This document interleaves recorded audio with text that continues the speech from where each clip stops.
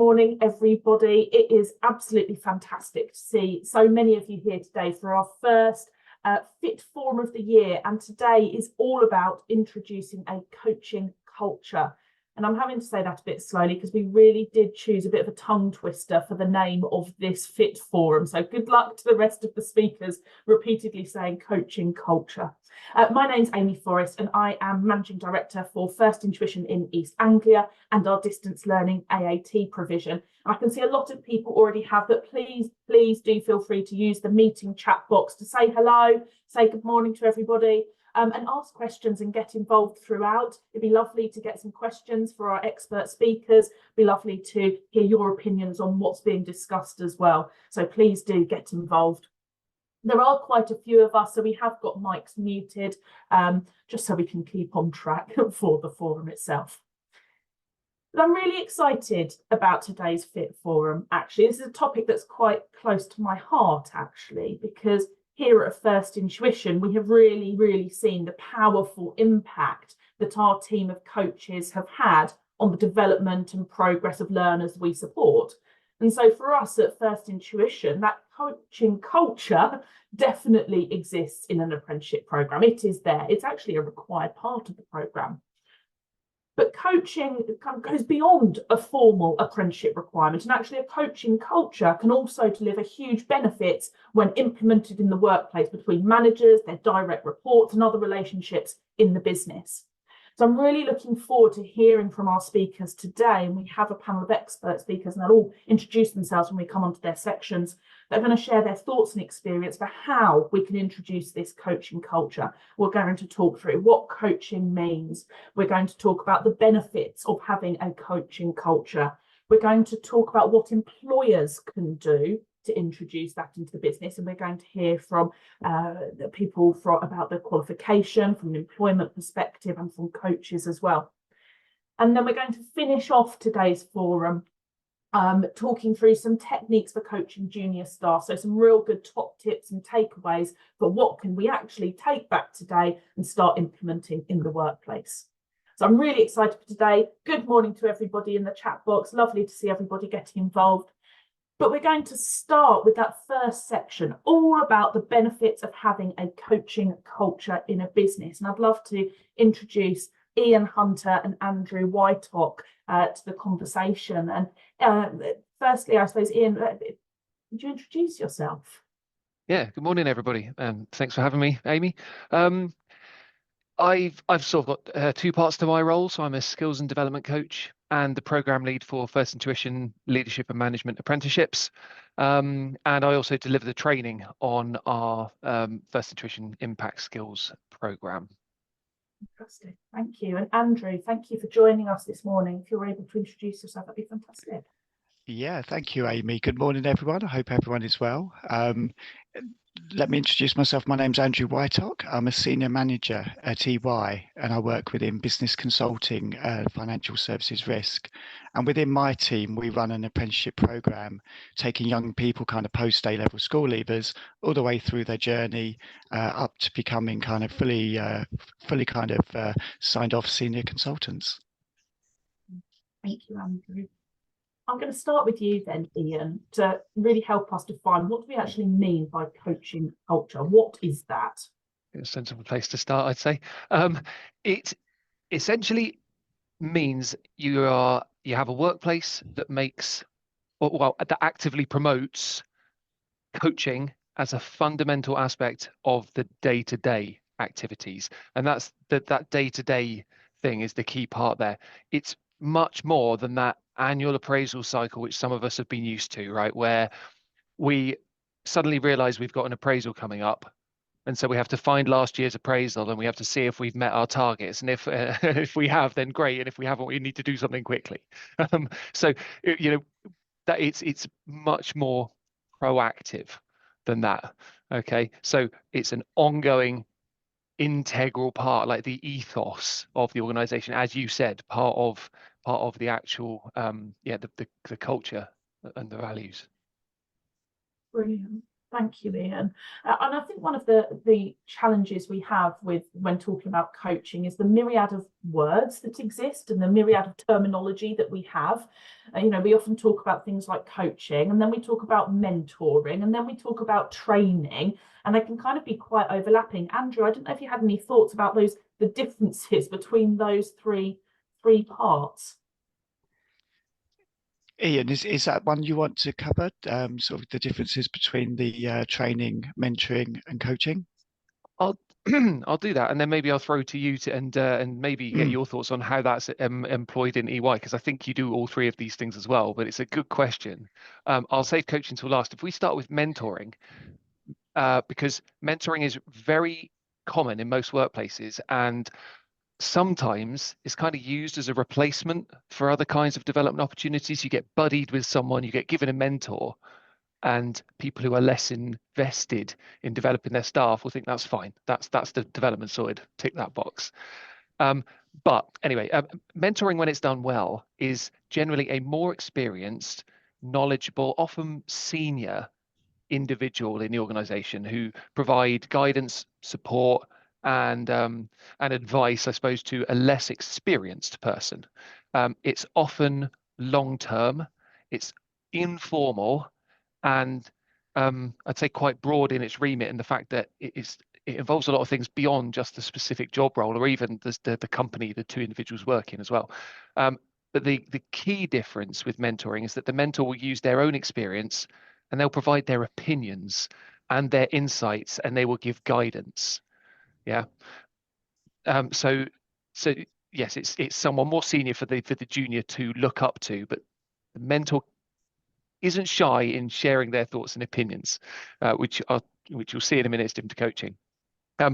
Training is a bit more obvious. Training is the more formal, the more structured, organized development that is often led by an expert, follows a syllabus, and is the aim of which is to develop a skill or a set of competencies. So yeah, there's specific information delivered by a person to upskill the people in attendance. We've all attended training courses, I'm presuming. Coaching then is something in the middle, I would say.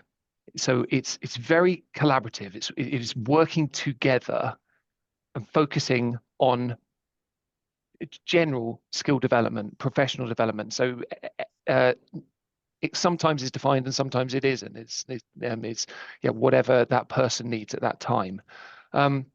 So less formal than training, but very personalized. It's a two-way discussion where the outcome will be objectives, goals, targets that have to be achieved in a specific time. SMART targets, I guess we're familiar with.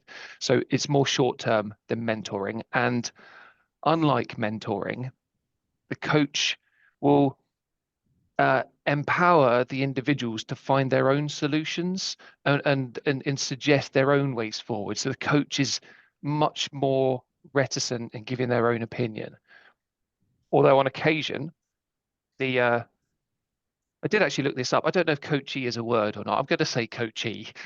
The coachee doesn't, if they don't know what they need to do, then the coach will move into a more sort of training style to help guide them. So it's not like they don't give their advice, but it's much more of a two-way conversation, at least to start with. Very, as I said, collaborative approach to development. And I would say actually my role, that's what I do. I'm a skills trainer in the classroom. I'm a coach when I'm doing progress reviews with my apprentices, but there are times where I'll have to employ some training skills in my coaching role.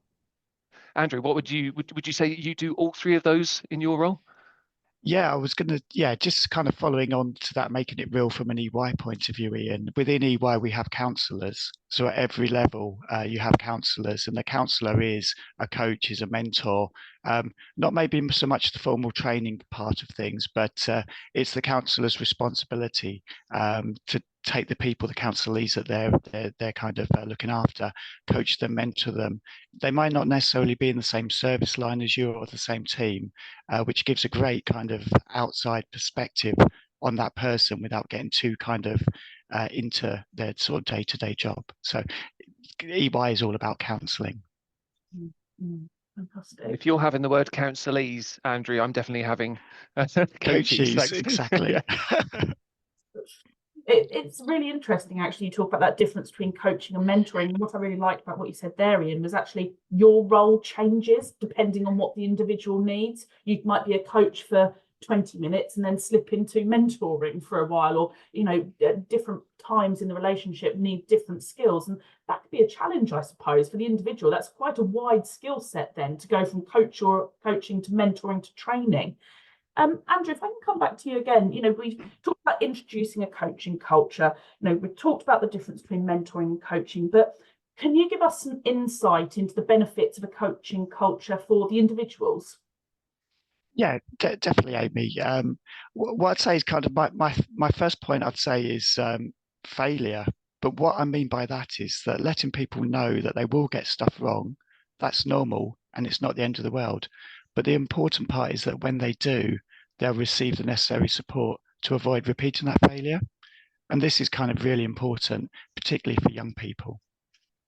Another point that I'd bring out is confidence, because when an individual knows they're supported, it gives them the confidence to try, and it encourages proactivity.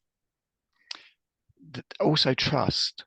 Now, supporting people and giving them the opportunity to develop increases mutual trust within the organisation.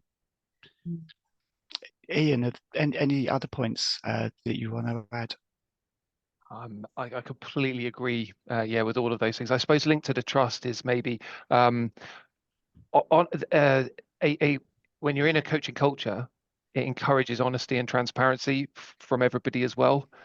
People are going to feel comfortable giving and receiving feedback because they don't fear conflict. There's a cultural understanding that feedback is a gift and it's intended to be constructive. One of the things that people are so scared of when delivering, it's not even feedback that might be sort of, I guess you might say, negative in nature, right? They know somebody's doing something wrong, but they are really worried. They're fearful about what the outcome might be. I was chatting to some apprentices yesterday, and he said, I've got some juniors who've started and they're not doing what they need to do. They need, I don't actually know what he was talking about, but they need to save something down when it arrives on their desk, essentially, and they're not doing it. And what happens is by the end of the week, they'll have forgotten and it gets lost. And he said, I need to say to them, but I don't feel like it's my place. I don't know how they'd take it. In a coaching culture, though, everybody is open to receiving feedback, and they won't receive that feedback as criticism. They'll receive it as a gift. And the people delivering the feedback know that it will be received that way. So they're less scared of that conversation. So yeah, honesty and transparency, I think, is a real benefit when people feel comfortable in that situation. Sounds to me, you know, that phrase safe space is often used, isn't it? And it feels like this coaching relationship is a safe space to maybe try things that maybe won't work as well, or discuss things that didn't go as well. And you mentioned right at the start the appraisal, and maybe some people don't want to use their annual appraisal to talk about where they haven't done something so well, because that can often be linked to performance and progression and so on and so forth. So everything you're saying sounds like this idea of giving someone more support to try different things, I suppose. I mean, it's a bit rubbish that we're in a space where, like, if you feel like giving feedback is any kind of way dangerous, it's not ideal, is it? it's a really good point. It's a really good point. I mean, Andrew, you talked about the benefits to the individual and a lot about helping somebody progress and try different things. But what about the benefits to a business? Yeah, thanks, Amy. I think kind of one of the benefits to the business from a coaching culture is goal congruence, because the goals you set the individual are aligned to the overall business objectives, and that makes a more effective workforce. When everybody's working towards shared goals and objectives, you can achieve those. Inclusivity, I think, is a very important point within any business. And this culture isn't just top down. And as sort of Ian alluded to with feedback, models such as 360 feedback allow more junior members of staff to practice delivering feedback, both sort of upwards and sort of side to side. And they then become able to recognize their ability to add value. And I think another point that I'd add would be productivity. because within a business, a supported, trusted, motivated workforce is always going to be more productive. Mm. Ian, any other points that you would like to add? Well, it follows really closely on what you were saying about productivity there. Supported, trusted, and motivated workforce, right? One of our impact skills modules is about leadership, and we reference a study that found that the main reason people leave their jobs is a lack of career progression. I know, like, there's a commonly cited statistic that 50% of people leave their jobs due to a bad boss. I'm never entirely sure how true that is, but there was, the recent study. A bad boss was on the top 5 list, but number 1 was lack of career progression. So if you've got a coaching culture that encourages and allows people the opportunity to develop, then you've got higher levels of staff retention, and of course all the benefits that come with that, which is basically you save a lot of money and you've got a more experienced and committed workforce. So yeah. No, fantastic, thank you. I mean, that's been one of the themes of these forums before, is how to attract, recruit and retain staff, and I'm sure it's a lot of us have experienced or heard about the challenges that people are having with retention. So it sounds like implementing some kind of coaching culture can help with that retention piece then, Ian. Yeah, for sure. And I think I guess I have to admit to a bit of bias in the age group within which we were, but a particular issue for Gen Z, who are far more willing to just up sticks and move somewhere else if they're not getting what they want out of a job as well, which is, it's really costly for a business, short term and long term. So yeah, definitely. Some really interesting thoughts there around, what coaching is, the benefits and so on. There's some great comments in the chat box as well. The idea between coaching and mentoring, and someone suggested that when they are coaching or mentoring, they always tell the person, the coachee, Ian, if they are in the coaching or mentoring discipline, what it is they're employing at that point. And I suppose that makes it quite a good conversation to have. This is how I'm operating right now. Somebody has also talked about providing feedback and so on, that constructive criticism. It's the difference between telling off and constructive criticism, which I think was what you were getting at earlier, wasn't it, Ian? Yeah, use the term negative feedback. It sounds terrible. So I said I used the term negative in nature, in the fact that somebody's done, they might have done something wrong, but you approach it in a constructive manner. And absolutely, as Samantha said there, you're not telling them off, and you don't want them to feel like they're being told off. So to pick up the previous point as well, actually, the way you make sure that you're not telling them off, that they don't feel like they're being told off, is to tell them, look, I'm not telling you off here. I want to give you the tools to be better. I want to help you. And then it becomes that gift, right? There was a question I just saw from Samantha. So I always find it harder to find a good mentor, as it can turn into a dictatorship on how they do things. Coaching is easier. So I suppose, Samantha, what you want, I guess a good mentor may be hard to find, but it is someone who doesn't tell you, this is what to do. This is how I've done things before. It worked for me. It might work for you. It's that leadership that you need from someone, right? Without being somebody who just enjoys being in that position of power. Yeah. I mean, Ian, we've talked about this idea of there being a benefit to the coachee, the person being coached. We've talked about the benefits to the business, but what about if there are any advantages to the coach themselves? Well, for me, it's my job, right? So for me, it's just job satisfaction. I like to feel that I'm helping someone, that I am, that I'm making a difference to my learners. I'd like to think that in a few years' time, they might still remember something that I helped them with, some kind of pearls of wisdom, maybe. But I just enjoy getting to know people as well. Discussing strengths and weaknesses with them, and then helping them progress and make their way forward, really, because that's why I do the job. So from a selfish point of view, just job satisfaction. It'd be interesting to ask Andy the same question, actually. Yeah, thanks, Ian. I guess I'm going to build on that, but in a slightly different direction. What I'd say the advantages to a coach, I'd say kind of one of the key things that I take away is positivity.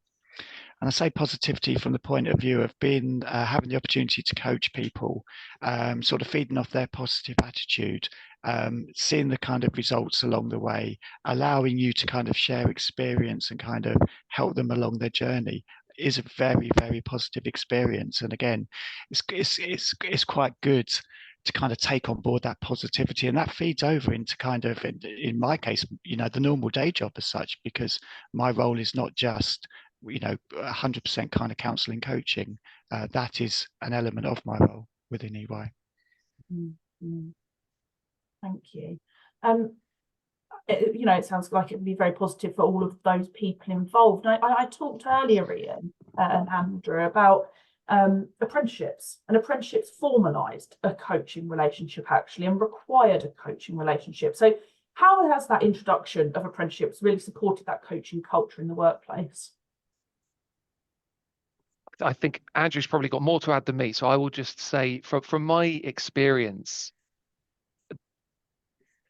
the managers who are committed to the apprenticeships, and unfortunately we do find some that aren't, but the ones that are committed really actually enjoy the chance to spend time with their apprentices. As Andrew was just saying, really, it's a chance to help them, to give them a little bit back, something that they can be positive about, which they don't often have the time to do. But as you said, Amy, the apprenticeship mandates this. They have to at least turn up for a progress review once a quarter. But often I find that they do more than that. And the more involved they get, the more interest they take in it as well. So I think it's really mutually beneficial. It's not just beneficial to the apprentice, but it's something that the line managers enjoy, or the counsellors from Andrew's point of view. So Andrew, I guess you can pick up on that and confirm my suspicions. You strike me as the kind of counsellor who enjoys this aspect of your role.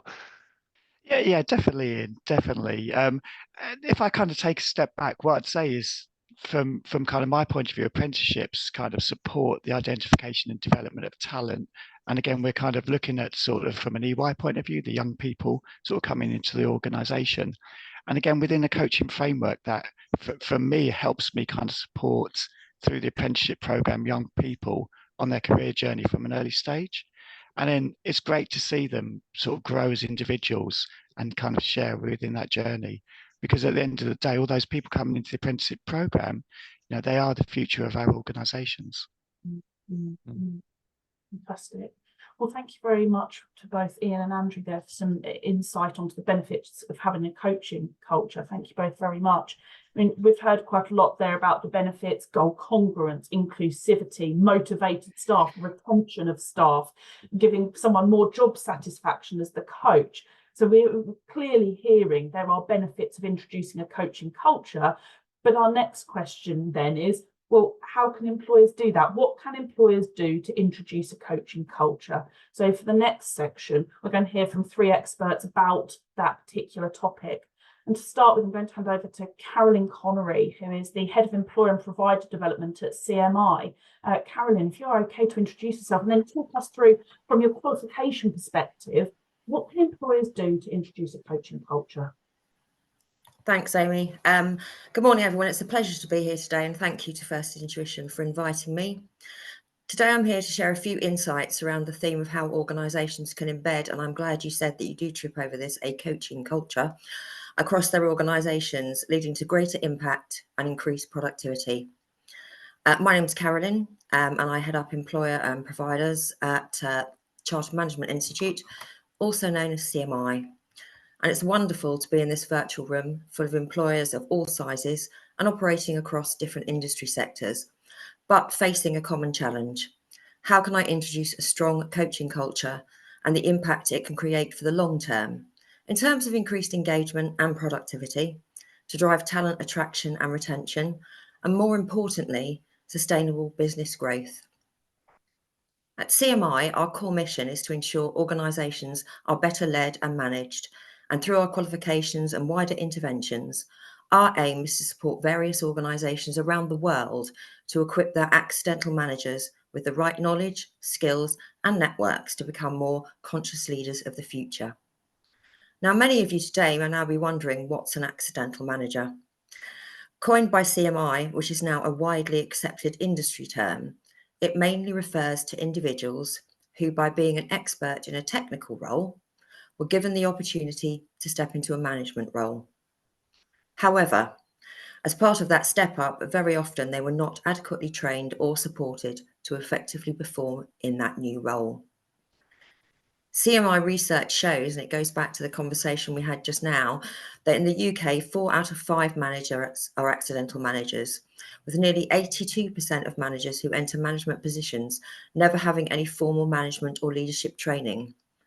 At the same time, close to 30% of people have indicated that they left a job because of a negative relationship with their manager. All of this has a knock-on effect. And our research again shows that it costs the UK economy approximately £84 billion each year due to lost productivity. An eye-watering figure. It has certainly been a challenging few years for everyone, not just in the UK, but in the world. Speaking with many employers from numerous industries, they have spoken about how they've had to pivot their businesses rapidly to accommodate these constant changes. With the speed of change in every industry, the role of the manager or leader is more important today than ever before. Most of them now manage teams who work in a remote or hybrid setting. And aside from managing them on a day-to-day basis, their focus is now also on how they can drive greater inclusion and promote diversity, both across the team and their workplace. This brings about a great need for managers and leaders to be equipped with key skills to adapt to the new normal. What was traditionally seen as soft skills are now more important today than they've ever been. Today, the requirement to be agile, foster open communication, drive collaboration, and be more self-aware are just some of the many skills that managers and leaders need to be successful in the workplace today. And this is where CMI's interventions around qualifications and accreditations to our frameworks have played a great role in supporting organisations like yours to upskill your key talent to become confident and capable managers and leaders of the future. CMI research found that organisations with effective management and leadership programmes have on average 23% better results and are 32% more productive. 90% of CMI learners say that their management qualifications have improved their performance at work, with a ripple effect of on average 80% being able to pass new skills to their team leading to improve performance. By investing in your management talent, you can be certain that they will be equipped with the key skills required for this new world and will have the opportunity to make a massive difference, not just to the economy or our communities, but most importantly to themselves and your respective organisations. Key recommendations for managers and leaders from CMI's latest research reports include: firstly, hit the pause button in their busy day jobs to reflect on themselves, their management style, and how they can be a better leader that helps create a more inclusive culture, which re-energises their workforce. Put simply, if you don't reflect, you don't learn. Senior leaders should consider using multiple tools or resources to help reflect on their culture, ranging from employee surveys, reverse mentoring, customer feedback, and looking at employee exit interviews, and also look deep to understand if all employees are listened to and heard. Leaders should be trained and supported to be able to distinguish between coaching and mentoring. Coaching is often for a specific purpose, while mentoring is more around a general development tool. Explore introducing a culture of reverse mentoring, where a senior leader gains the perspective from a junior colleague, which amongst other things creates an environment to learn new skills. Equally, explore introducing a culture of collective coaching that encourages everyone to learn from each other's experiences and styles. This allows you to bring in diverse perspectives that help tackle workplace problems. Understand individual members of their team and what are their personal drivers that get the best out of them. This is important in order to look at feedback and coaching approaches, in a more personalised way, rather than adopt a one-size-fits-all approach. Adopt a more active listening culture and be more empathetic to colleagues. Managers should try to avoid being the go-to point for solutions, but instead work with their colleagues to build their confidence and problem-solving skills to arrive at the solution by themselves. Learn to ask more powerful questions to help support colleagues to stimulate their thinking so that they can develop their reflection skills along with the learning and insight. Start asking more what questions than why questions. Why questions can feel personal, like you're somehow criticising your colleague and somehow introducing blame, which can lead to defensiveness. Introduce a safe and open workplace culture where team members feel comfortable and confident to share their ideas and concerns. Feedback that managers and leaders provide should be specific, actionable, timely, focused, and shared in private. As I mentioned earlier, ultimately our aim is to support individuals on a pathway to become a professionally recognised manager or leader.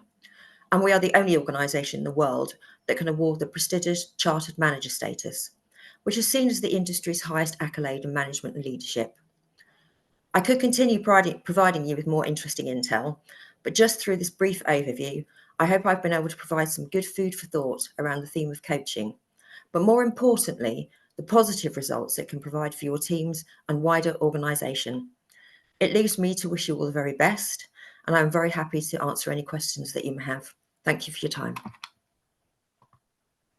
Brilliant. Thank you so much, Carolyn. Really, really interesting there. Some incredibly powerful statistics. £84 billion lost because of activity, which is incredible.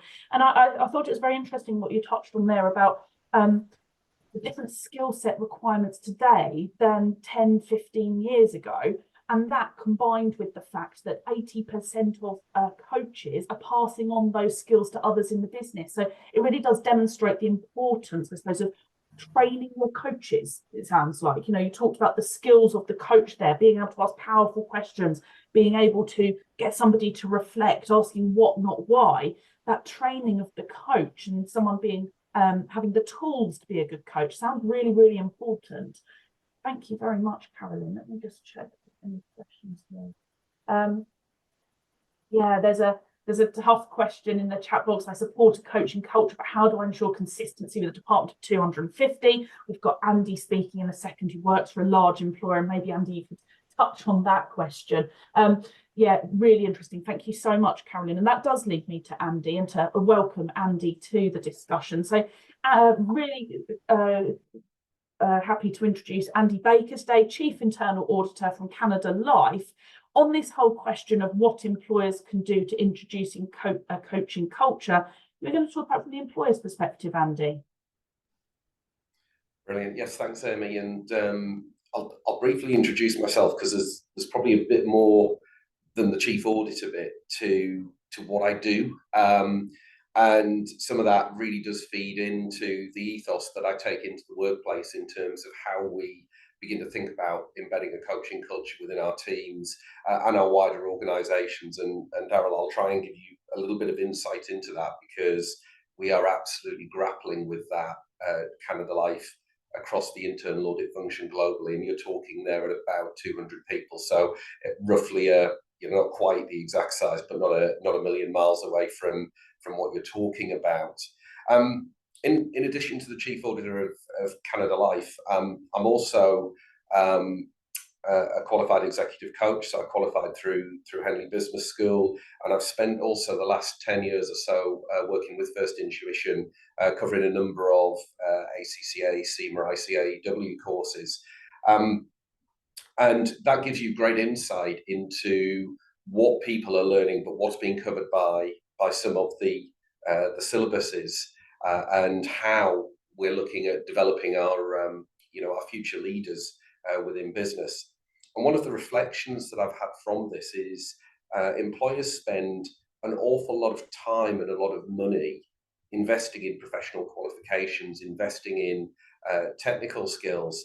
And I think this is probably where Carolyn and I come to a fairly strong agreement that those softer skills can often be left behind.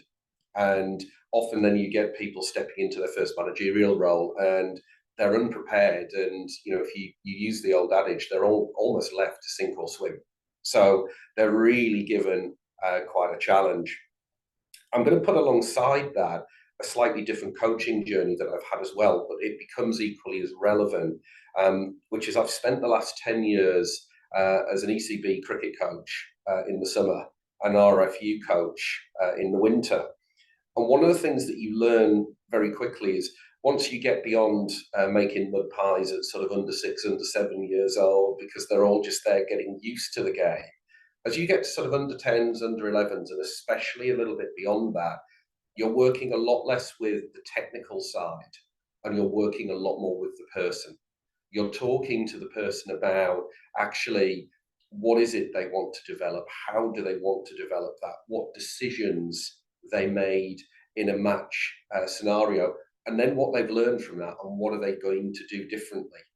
And you can begin to see that whole concept of coaching in its widest sense coming through at junior sport level, and that's helping people who are coming through, you know, both of those games, not only learn to develop the skills within the game, but learn some really important life skills, learn how to fail and then bounce back from it, learn how to really celebrate their success and really enjoy those particular moments.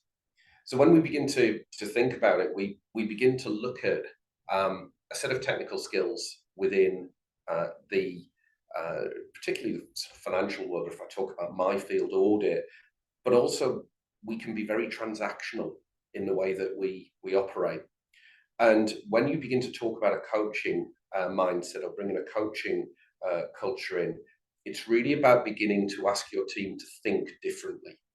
But to do that, you've got to have your own ethos yourself and think differently yourself.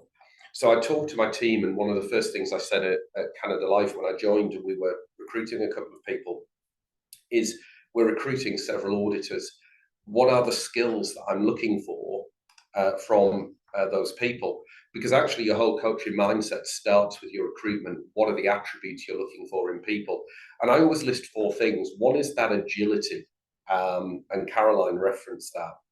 The second is a real thirst for learning.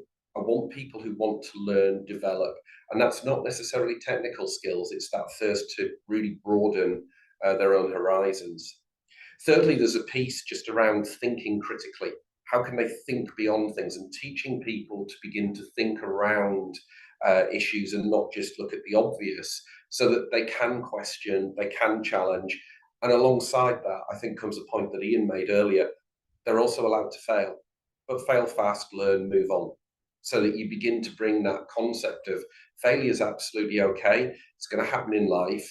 Actually, how you respond to and bounce back from that becomes the really important thing. And then finally, I'm looking for people with great stakeholder skills. But when I'm then talking about that coaching mindset, how we bring it into the organization, for my managers, it's about how are you going to work with the person? Not how are you going to teach them technical skills, but how are you going to work with the person? How are you going to work with the individual? And what are some of the comments or the conversations that you're going to have with them? And I've started doing a little bit there of beginning to equip my team, partly by passing on some of my coaching knowledge, but also saying to them, where are you going to go and get that coaching knowledge from? So a couple of my managers have now gone on relatively short, but just introductory coaching courses to move away from that manager, maybe overseeing sort of manager follower concept, to how do you coach the individual? How do you develop the individual? The second thing has been about what's the ethos around this? And I think some of the comments above around coaching become quite important here. So when I'm coaching somebody, the first thing is really important. There was a comment earlier about coaching or mentoring.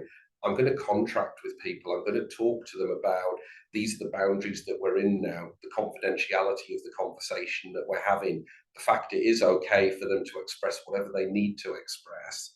And we're here to knock it about. Let's go and figure some stuff out. Beyond that, though, it's their conversation. It is the coachee's conversation. The aim of the coach is really to give that time and space to think. And with that in mind, I'm going to introduce you all to somebody called Nancy Klein. I'll do a brief straw poll and see if anyone has heard of Nancy Klein in the chat box. But Nancy Klein talks about the concept of the thinking environment.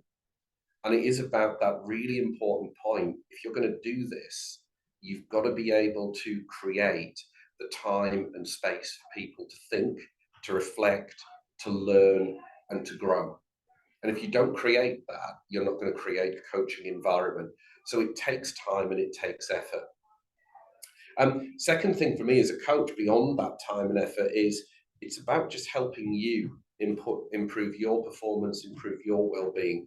How am I going to do that? Aside from giving you that time and space, it's about then just asking those critical questions and just occasionally holding up a mirror. You've said this, I noticed this. Would you like to talk more about it? But it's allowing you to really develop your thinking and your wider development. And then finally, the really key thing, it's about then taking action. So as we begin to wrap up our coaching conversations within my team, it's about saying, so what are we going to do about that? And you'll notice the really important thing there, we, not you. What are we going to do about this, so that you're bringing that sense of we're in this together and we work our way through. Now, as I begin to wrap all of that together, really, the three key things that I always talk about in that coaching culture and how you begin to bring it in from an ethos perspective is, one, you've got to have the senior commitment. You've got to have the tone from the top that says, we're going to do this and we're going to give people the time and the space to do it. And to respond directly to Daryl's question, how you achieve that consistency for 250 people, I think you've got to have the commitment to do it. The one thing I would say is, a coaching experience is always going to be very, very individual. So it doesn't necessarily have to be consistent. I think what it does need to be is consistent in the appetite for those coaching conversations to happen and for the time and space to be created. So that first point on the tone from the top is really important. And as a global team in Canada Life, we have very much gone to, that's the key thing. We're committed to really coaching and developing our people. And we've been very explicit with them. It's okay to make a mistake. And we're very happy for you to make a mistake. Put your hands up, learn from it, move on. The next bit is, that means you're going to have to create time for your people. If you don't create time for your people, it's very hard for them to be able to then reflect, learn, and develop. And finally, I talk about a little bit of patience.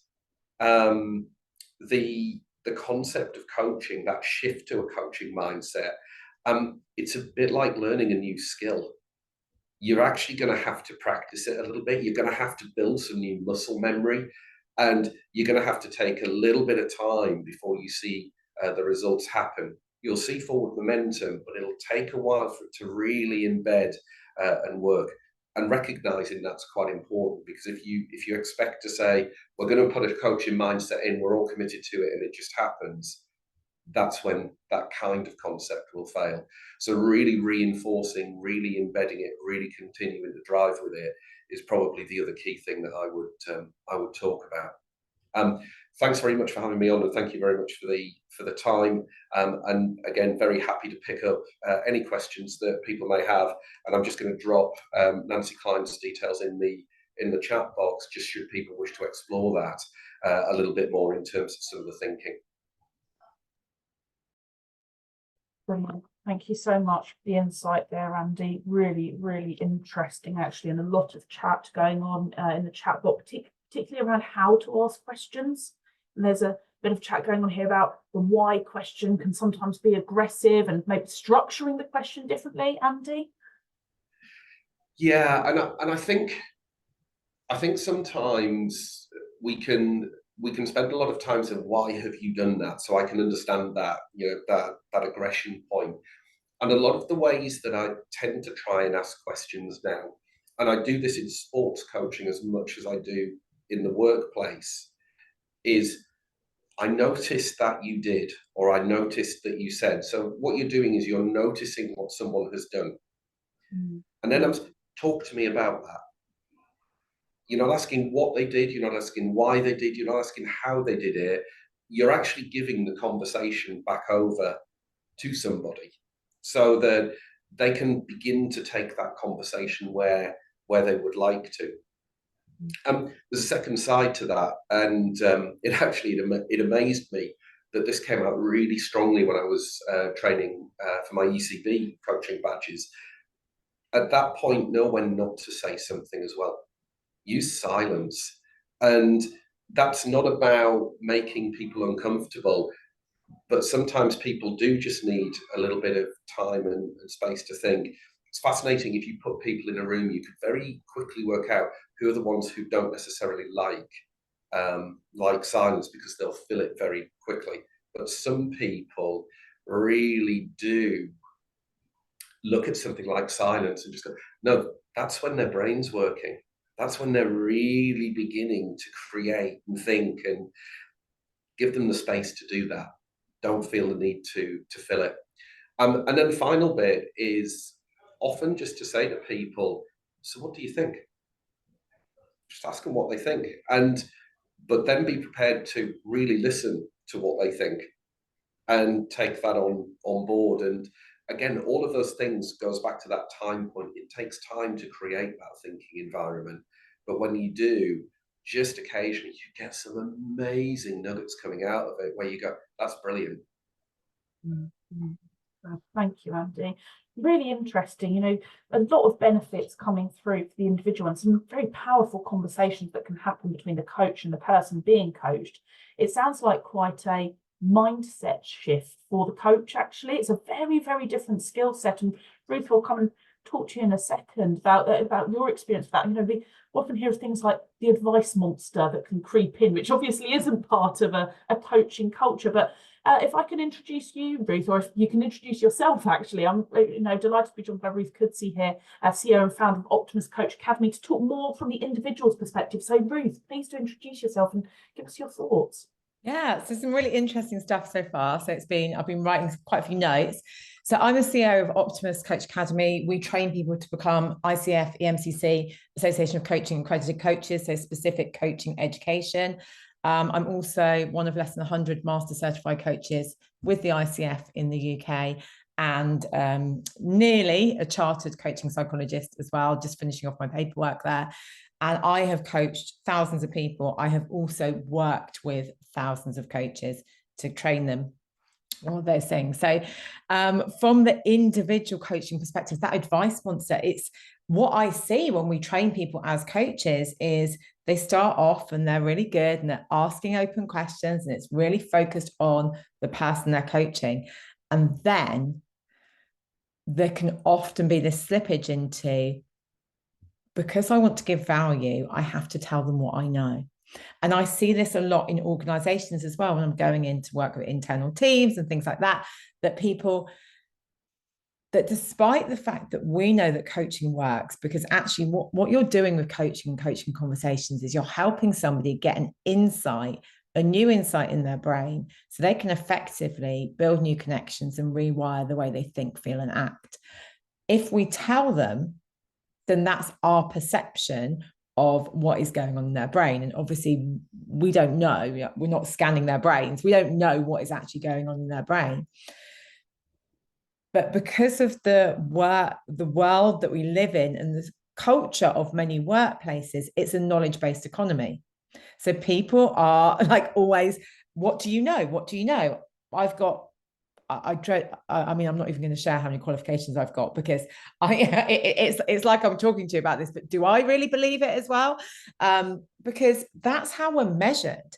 So it really needs from the individual a lot of confidence to go in themselves to say, I believe that you are able to find the answer.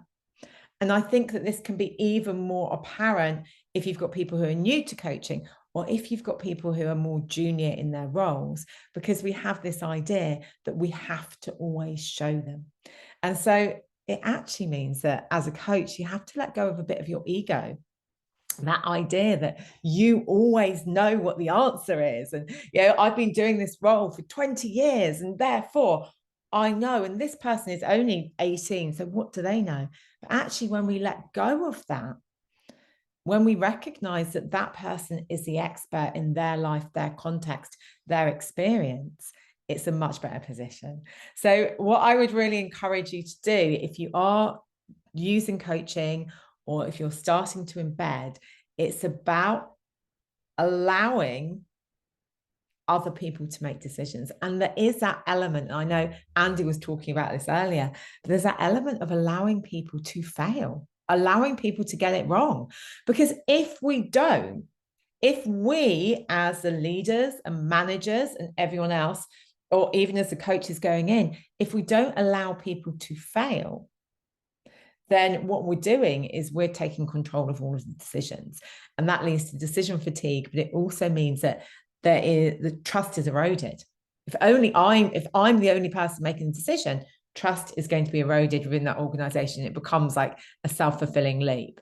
So as coaches, there's a big piece here about doing the work. And, when we're working with people, I'm going to reiterate a lot of what Andy said, but contracting, being really clear about what we're doing in that situation and what our role is. And internally, if we're coaching people within the organization that we work or within the team that we work, being really clear about that division.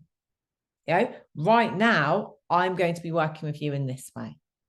And there's this differentiation between coaching for performance and coaching for development. And often I see lots of coaching for performance. We've got your performance management. How can you do better? How can you do better? But actually coaching for development, somebody earlier, so I didn't write down who, said that coaching is often for a short period of time. I would challenge that, or a specific purpose, because it's not always. Because there's this whole saying that what people come to coaching for is not what people come to coaching for. And in the workplace, we've still got this idea that, and lots of the coaches I work with have got this, they've still got this idea that someone will come to you for leadership coaching and therefore the only thing that you can coach them on is leadership. Because obviously we're all meant to segment every part of our life. And so the fact that we're having relationship issues or family issues or health issues isn't important, but it is. The reason that people are not performing at work is often because of things outside work. And I think as coaches, we have to recognize that our client is always the person in front of us, the coachee, as someone said. I'm actually on the board of a company called Coachee. So, but it is actually it's about that person. It's always about that person. So if we are coaching, we have to put down things. We have to stop judging. And that is really, that is a skill. It's especially a skill because our brain wants to make shortcuts. And we say, okay, I'm just going to give this example.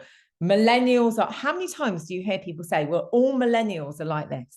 My millennial team are like that. The reason they're like, and it's like, no. There may be some people within that group that behave in that way, but what you're doing is you're making an assumption about a whole group of people. So I'd really look at that and think about that.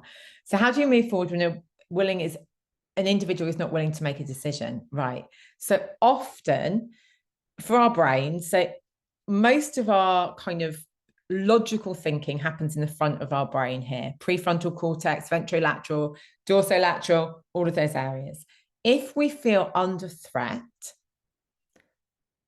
our brain's main job is to keep us safe, to keep us alive. So if we feel under threat, our brain, we can't actually make as good decisions. So often people are feeling under threat, and that's why they're not making a decision.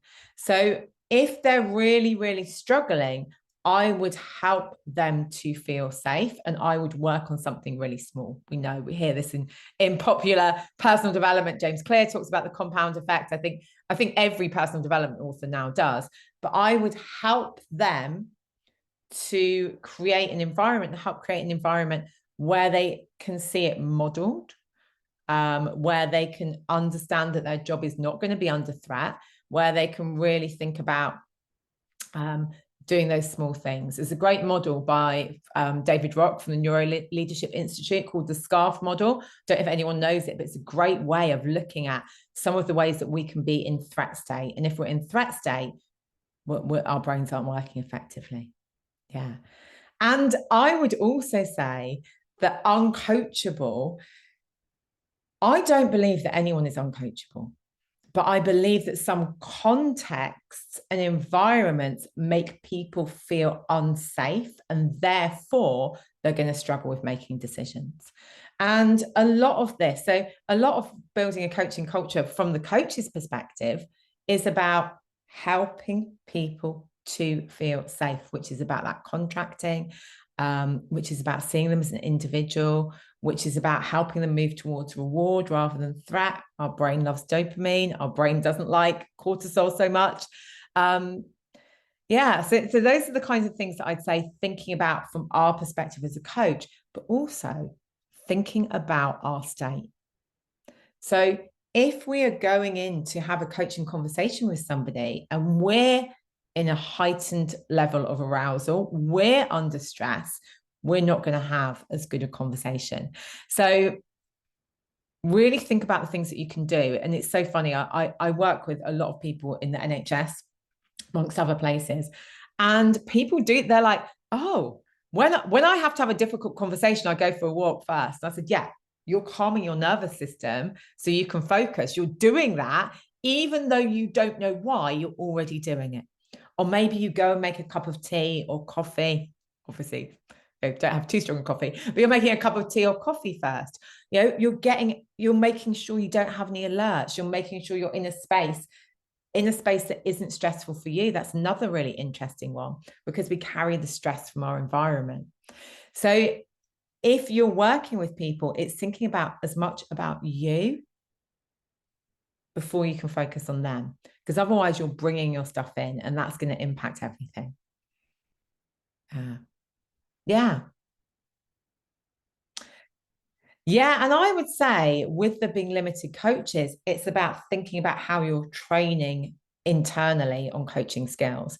There was an organization in the US, it was actually a virtual assistant company, that replaced all of their managers with coaches. Now I've got a client who is working with an organization that read that article because they had a massive increase in performance, and they just did the same, but they had no idea what they were doing. So it's currently pandemonium there. Good idea, but again, it goes back to all of those things that there needs to be, all of those things that, personally aren't my zone of genius, but you need to have a structure, you need to have a process, it needs to be measurable, you need to have training, you need to check in on that training, you need to have quality, you need to be modeling what good looks like. All of those things need to happen for things to work effectively.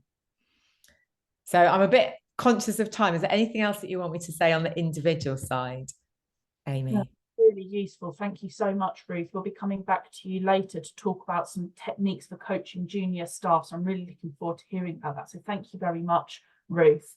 I mean, what an interesting discussion so far from this. How can we implement a coaching culture from an employer's point of view? We've had a lot of comments about there needs to be a cultural shift, a real change in mindset in an organisation.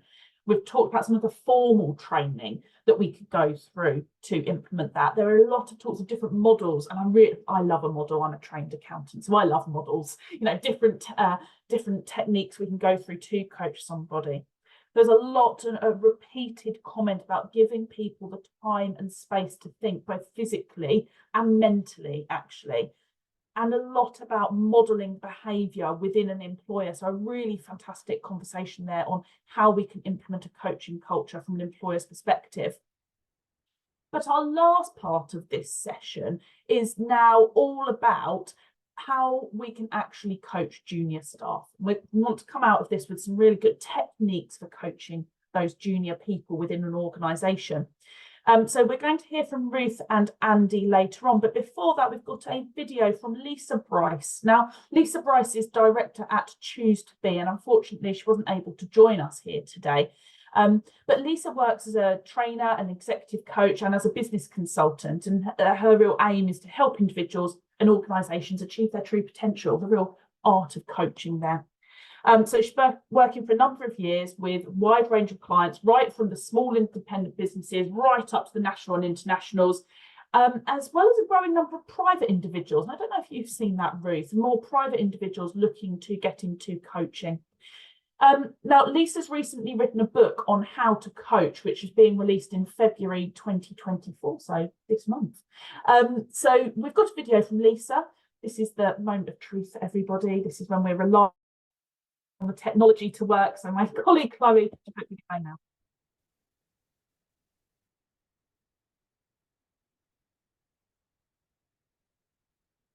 Hi everyone. I'm really looking forward to talking to you about my Be Quick coaching model today. I just wanted to introduce you to a little bit about the model and give you a little steps, and to give you then some top tips about how to use the model to help introduce a coaching culture into your business. So putting coaching and the instruction to be quick next to each other is in itself a bit of an oxymoron. The whole point of coaching is to allow the other person the time and space to think about a situation in order for them to come up with a solution. And yet here I am offering you a coaching model that can be done at speed. And the reason for that is, for the last 30 years, I've come across thousands of time-pressured business people who would actually love to do more coaching. However, often they resort to adopting a directive telling style of interaction in order to handle how they're being bombarded with information and the constant need to juggle priorities. So often on the surface, it appears easier and quicker to tell someone what to do, or even just to do it yourself, rather than to get into a conversation about it. And because you're experienced in your business, the chances are that you already know what the best approach is to do anyway. However, you can often find that there can be consequences to this approach, in which you end up in a vicious circle. Your people keep coming back to you, expecting you to fix their problems. They lose their creativity. It falls to you to come up with all the new ideas. And finally, somehow, they just don't seem to be solution focused or accountable for their own performance. So the purpose of my book and the Be Quick coaching model is to offer you an alternative. It's to encourage busy business people like you to adopt a coaching style to your conversations, to enable you to develop and empower your people to cultivate a culture of personal responsibility, accountability, and resourcefulness in your teams. Having a coaching style enables you to lead with curiosity and compassion, and it will help you develop a coaching culture in your organisation. My Be Quick coaching model is a corridor coaching model. It gives you a quick, easy, and effective way to coach in the moment, any way you choose, in a corridor, at a coffee shop, or even while you're sitting at a computer. This model will give you a fast track to lasting change. The whole coaching process can be done in 7 minutes or less. So let me show you the model. So the 6 easy to remember steps is a mnemonic. Be quick. So the first step is to be present, to stop, to really focus your attention on the here and now and connect and build rapport with the person, to give them your full attention. The next step is to question the situation. And this is where you want to give the person an opportunity to tell you about what's actually going on, what the problem is, what the situation is. And you might choose to use questions like, where are you now? Tell me a little bit more about. Is there anything else that would be useful for me to know about? And let the person explain exactly what the situation is or their problem that they want to explore. And then when you feel that you have enough information, it's time to move on to exploring the outcome, what the person wants to have happen in that situation. And this can be challenging for people, because when they're in the middle of a problem, thinking about what they want is quite hard. So often they'll tell you what they don't want. So I don't want to upset you. I don't want to be difficult, or whatever it is. So it's really useful to ask them questions around what their outcome is. So what would you like to have happen? And when then what happens? And when what does that do for you, or what does that get you? And it can be really helpful to explore and clarify what aspects of the outcome that they have that are within their control, because often people want things that aren't within your control. I want somebody to be more friendly towards me. Well, it's not really within your control. What can you do that's going to build rapport with that particular person? Once you feel you've got real clarity around the person's outcome, the next step is to investigate the solution. So what could they do about the situation or the problem? So there are some prompts that you might choose to use. What have you tried so far? What have you thought of so far? What could you do? What else could you do? And once they've got into solution focused mindset and are starting to generate some ideas, then it comes down to you to start to kind of clarify which ones of those solutions, or which one is going to be the one that seems to fit best with the situation. And then when you have that, you can conclude on the action. So what are you going to do? What might be a good first step? And it can be really helpful here to check out how committed the person is to the action, because often they might like the idea of doing something, but they don't feel 100% committed to it, or they feel that there might be some obstacles or something stopping them being able to achieve that. So flushing that out at this stage can be really, really helpful.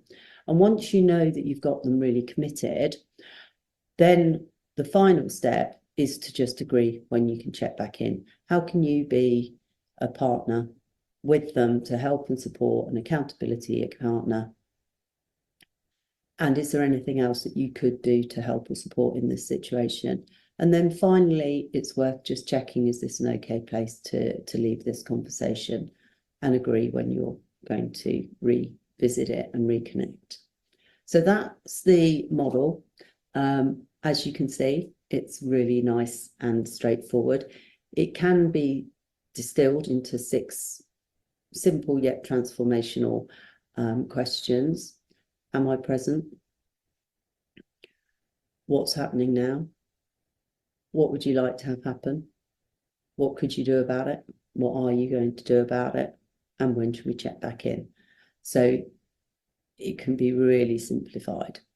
And then I've pulled together some top tips really for what's important when using Be Quick coaching, or any other coaching model for that matter. So I'll just run through some of those. We talked about the first step in the Be Quick coaching model as being to be present. And often in today's really busy world, we're rushing from one meeting to the next meeting. Our mind is often on what's just happened, or we're planning what we need to do next. And that ability and that capacity to actually be really present in the moment can be quite a challenge.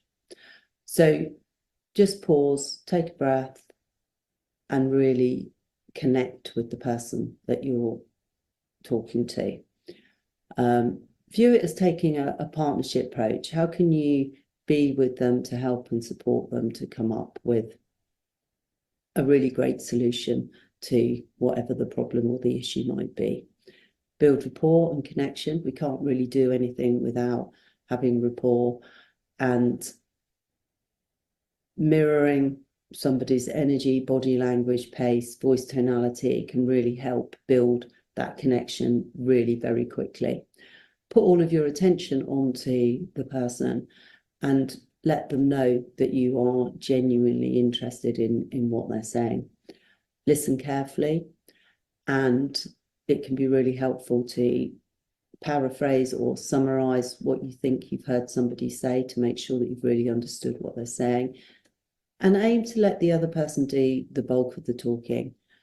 I like to use a a rule of one to 4. So you ask one question, they give you 4 sentences response. That has them talking about 80% of the time. Ask questions with genuine curiosity. So really take your time to understand the situation. Let the person come up with their own solutions. You probably are thinking of 100 things that would or could be done to fix the situation, and yet the one the person will do will be the one that they come up with themselves. So if at all possible, avoid giving advice. Your role as a coach is to facilitate the other person's thinking.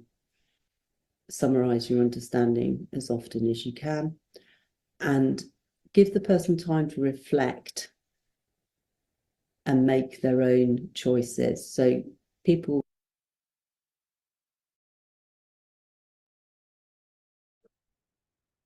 Thank you very much for the video there. It looked like there was a slight disconnect between the video and the sound, but you know, for an effort using technology, I think that was pretty good. So thank you very much. And some really, really useful top tips there from Lisa, actually. And I'm sure, Ruth, you will expand on those shortly. We were going to hear from Andy. He has to head off, actually. He's just been called into a meeting, which means that the floor is actually with you, Ruth, and should give us some time for questions at the end if you're okay with that, Ruth. But you know, I thought there's some really good top tips there from Lisa about how to coach junior staff. But Ruth, what can you give us? What can you tell us about your top tips for coaching?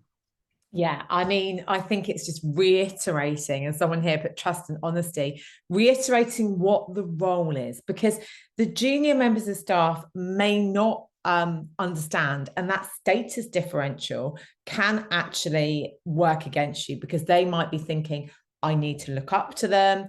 If they give me feedback, that's going to impact how I am, how I'm thought of by others.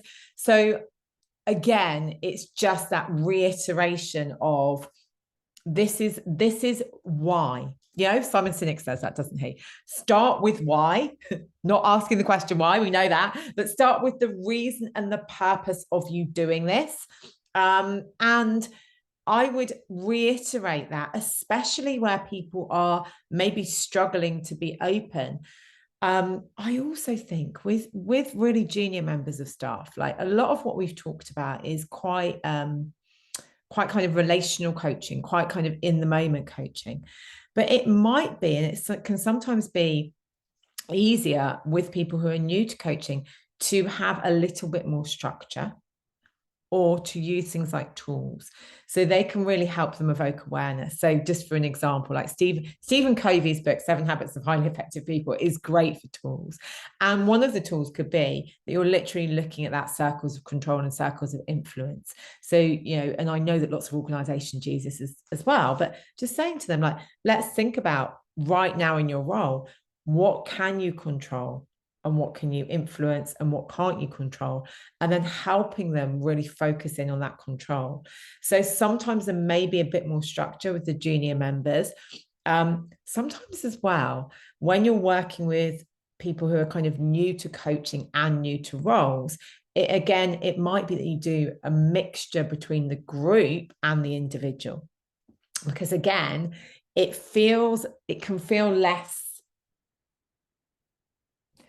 I can't think of the word. It can feel less confronting if you're in a group and you're going through similar things. Whereas, again, we have to meet our client, meet people where they are. If it's just an individual and people are not used to that relationship, that can sometimes, you know, mean that they're not as present with it, or they're not as engaged, not because they don't want to be, but because they don't understand.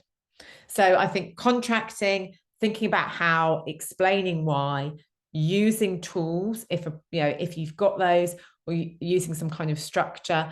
And I talked about the SCARF model before, but that talks about status. So it's about allowing them to understand that in this role, that differential isn't there. This is about you being a partner with them, and you supporting them, and you helping them to find their own answers. I think that it's about telling them what to do. So that gives them telling them what you're going to do, which gives them the certainty.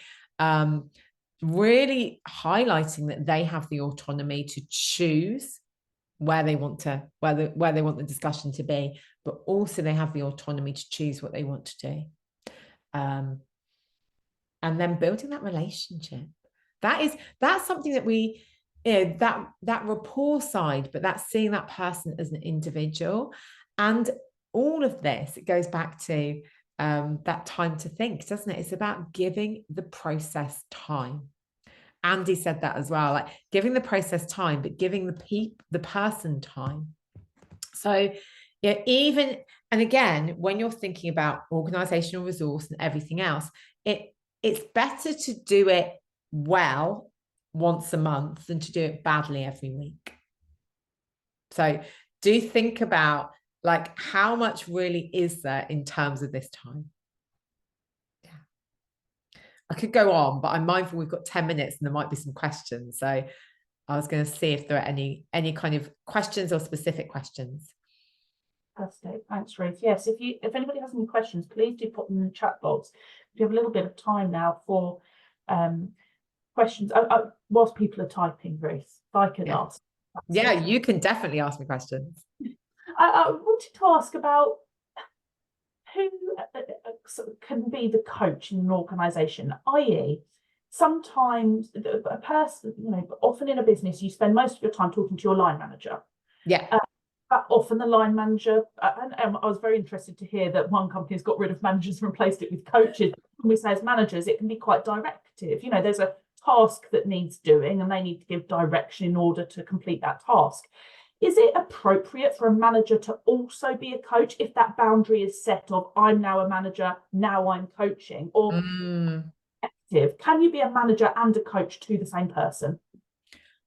I think that, can we be a manager? Yeah, I think that we can be. We can be both of those roles, but I think we need to be really clear. And I also think that we need to understand that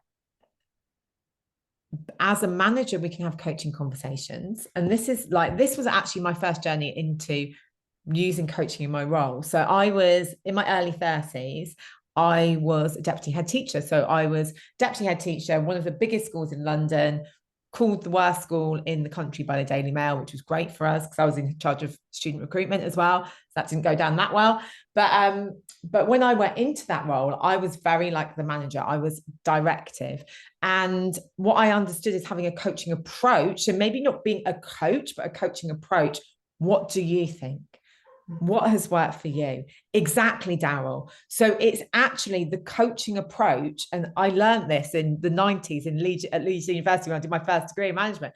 A coaching approach is absolutely one of the best approaches as a leader and manager. However, we also know that we need to move into different hats. And I think when we're clear and we're like, look, this really isn't working, I'm going to have to step into more of this role. So being really clear with people, I think. But I think that it can be, yes, managers have a coaching approach. Great managers do. Yeah. But we do sometimes need to do those things. And I know in financial services, there are lots of compliance things that you won't just, what do you think you do about that?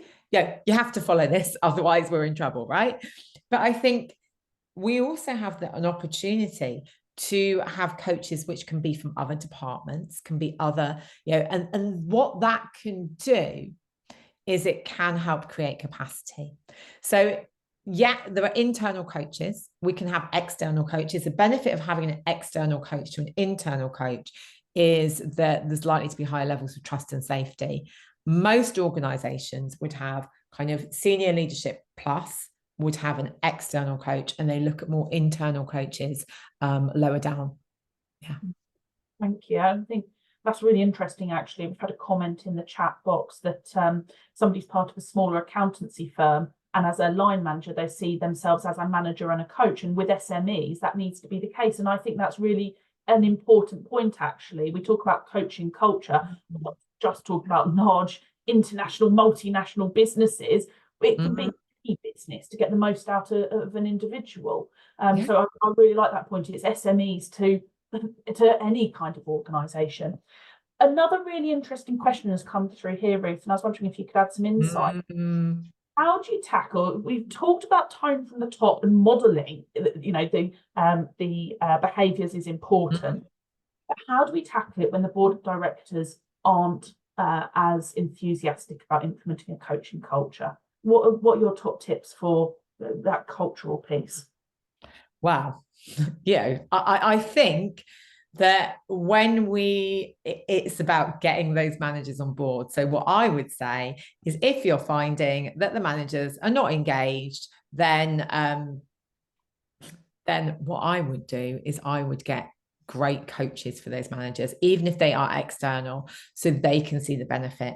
You know, what we find is that loads of people who train as coaches have had coaching, and as long as it's good coaching, and you can look at, you know, you can look at recommendations, you can look at making sure people are accredited, all of those kinds of things, as long as it's good coaching, they will see the benefit. And so it is a little bit like starting with them, getting them to be engaged, getting them to understand. You know, you can give people all the data and everything else in the world, but actually the experience makes a difference. So I would, if people are being resistant at that senior leadership level, that's what I would do. Thank you. And that's what I've done in quite a few organizations. If they don't if they don't accept that, then it might be that you look at saying, look, can we do like a trial project, a particular team? And the great thing about corporates, you all know this, is that they love measurables. So get some measurable at the beginning. It will usually be a self-report, like, you know, how do you feel about your level of engagement? You could also 360 it and then get it at the end, and then you can show impact. And when you show impact, that's a business case. Yeah. Thank you, Ruth. Really interesting. Any other questions for Ruth? We have a few minutes left, so if there's anything else or any other comments people want to raise. There've been quite a few suggestions of different books, Ruth. You know, we've had Nancy mentioned, Andy mentioned, somebody else, who was that he said David Marquette turned the ship around. So there must be a raft of information out there available to read. Have you got any top tips of kind of further reading? So I would say, I mean, one of my favorite books is Atomic Habits. It's about behavioral change. So Atomic Habits is a great one about behavioral change. It's, you know, it's really, really easily written as well. So Atomic Habits. And then if you want a more coaching one, it's called Helping People Change, Coaching for Compassion. Talks a lot about the brain. It's with one of my heroes, who is called Richard, and I am dyslexic, so I may spell this wrong. I think I've spelled it right. Richard Boyatzis is one of the authors. So Helping People Change, Coaching for Compassion.